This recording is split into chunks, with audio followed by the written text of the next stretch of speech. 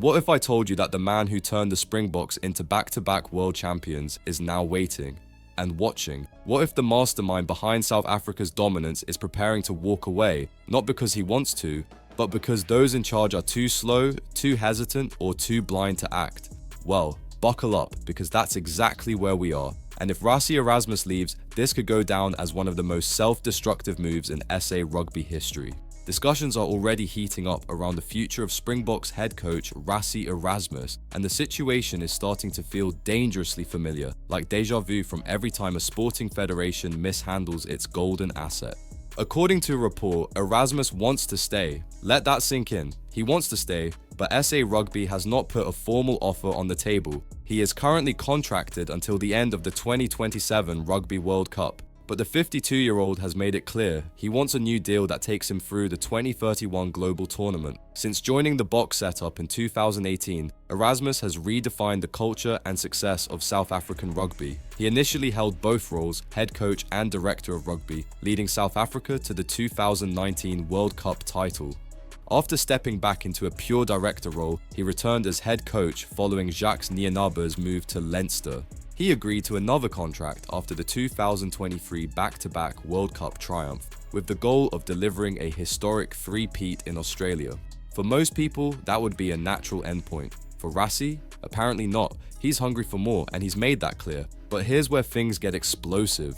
Talks have already begun between Erasmus and SA Rugby, but CEO Ryan Oberholzer told Rapport only that it looks promising, no offer, no paper, no signatures, just vague optimism. And Rassie isn't playing games. He fired a warning shot loud and clear.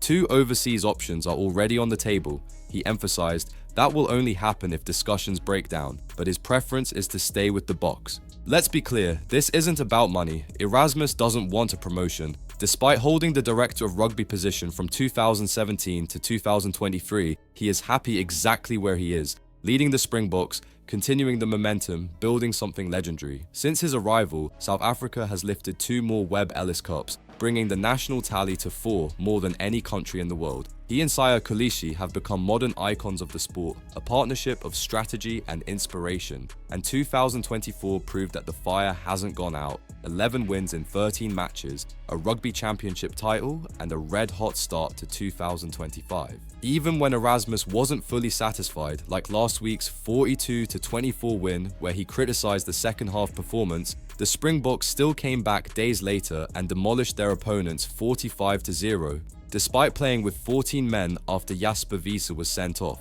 This is a man with vision, with unfinished business, with momentum. So why the silence?